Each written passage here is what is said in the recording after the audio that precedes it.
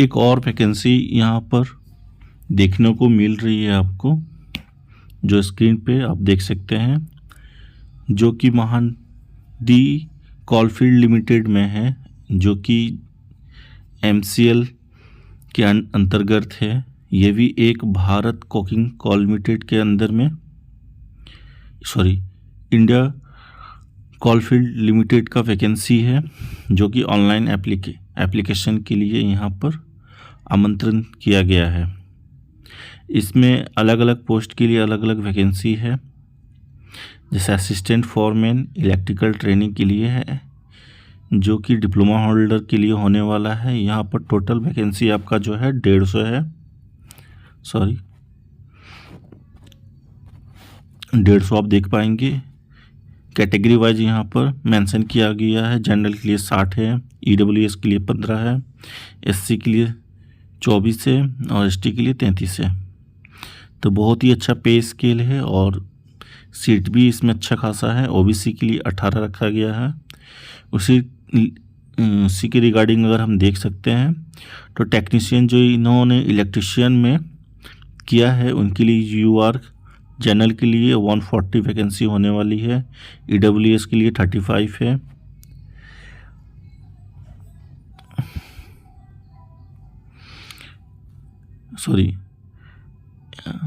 SC के लिए 56 है और ST के लिए 77 है। और यहाँ पर 6 वैकेंसी रिजर्व रखी गई है, जो कि असिस्टेंट फोरमैन इलेक्ट्रिकल ट्रेनिंग के लिए है।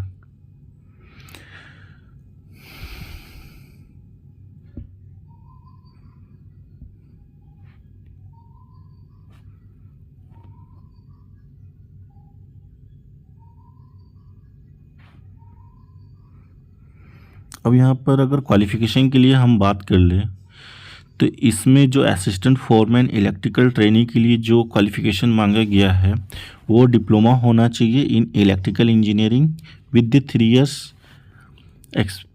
Years full course 3 years course के साथ अप्रूव्ड और AICTE अप्रूव्ड कॉलेज होना चाहिए आपका। ठीक। टेक्नीशियन के लिए जो है यहाँ पर आपका मैट्रिकुलेशन या उसकी इक्विवेलेंट कोई इंस्टीट्यूट से आप पास होने चाहिए। 2 साल का यहाँ पर ITI मांग रहे हैं इलेक्ट्रिशियन ट्रेड में, और NCVT या SCVT के 1 ईयर्स का ट्रेनिंग सर्टिफिकेट भी आपका यहाँ पर रिक्वायर्ड है। या आपके पास LT permit under EIE rules for the mines या 440 to 550 volt mining parts permit issue by the competent authority. ये जो स्टेट गवर्नमेंट के थ्रू जो भी LT सर्टिफिकेट जो इशू किया जाता है, अगर वो भी है तो भी आप अप्लाई इसमें कर सकते हैं। यहाँ पर आप देख सकते हैं, यहाँ पर जो एज का क्राइटेरिया है वहाँ यहाँ पर रखा गया। Candidate must not be below 18 years age on 28 May 2016। Candidate का 18 साल से कम नहीं होना चाहिए, जो कि 18 मई 2026 तक कंसीडर किया जाएगा।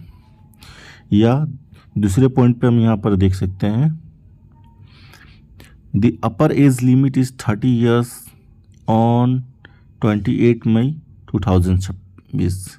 जनरल वालों के लिए यहाँ पर जो अधिकतम वर्ष की जो डिमांड की गई है वो 30 साल से ज़्यादा नहीं होनी चाहिए, जनरल या EWS कैटेगरी के लिए। However the relaxation in upper age limit of the 30 years for claiming age relaxations is as per the following. अगर हम यहाँ पर बात कर लें, अगर आपको एज में रिलैक्सेशन चाहिए तो जनरल और EWS के लिए यहाँ पर नहीं मिलने वाली है आपको एज में किसी तरह की कोई भी छूट। OBC के लिए अगर आप नॉन क्रीमी लेयर या सेंट्रल लिस्ट से हैं तो आपको 3 साल का यहाँ पर छूट दिया गया है। SC ST के लिए as per the government of central rule and regulation के हिसाब से आपको 5 साल का छूट है। एक्स सर्विस मेंस के लिए actual period of the service रिटेंडेंट in defence service plus 3 years. ठीक, कोई डिफेंस सर्विस में है, ठीक, अगर वो इस फॉर्म को अप्लाई करना चाहते हैं तो उनको 3 साल का यहाँ पर छूट मिलेगा। Departmental candidate all employ of the CIL and its this subsidiary companies no upper age limit. ठीक, तो इसमें भी कोई किसी तरह का कोई छूट नहीं है, आप देख सकते हैं। और अगर फिजिकली डिसेबिलिटी है कोई कैंडिडेट तो उनको 10 साल का छूट यहाँ पर मिलने जा रहा है। SC ST कैंडिडेट है तो उनके लिए 15 साल, OBC and non creamy layer है तो उनको 13 साल का यहाँ पर डायरेक्टली छूट मिलेगा।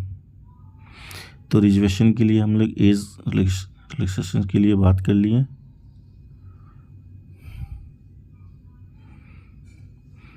सिलेक्शन का प्रोसेस यहाँ पर क्या होने वाला मैं बता दे रहा हूँ।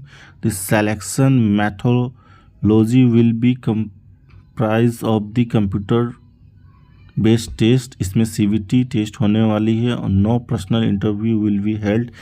सिर्फ आपका इसमें कंप्यूटर बेस्ड टेस्ट के बेसिस पे ही आपका सिलेक्शन हो जाएगा। इसमें पर्सनल इंटरव्यू का कोई भी क्राइटेरिया देखने के लिए नहीं मिल रहा है। तो ये बहुत ही अच्छा अपॉर्चुनिटी है, आप इसमें डायरेक्ट ही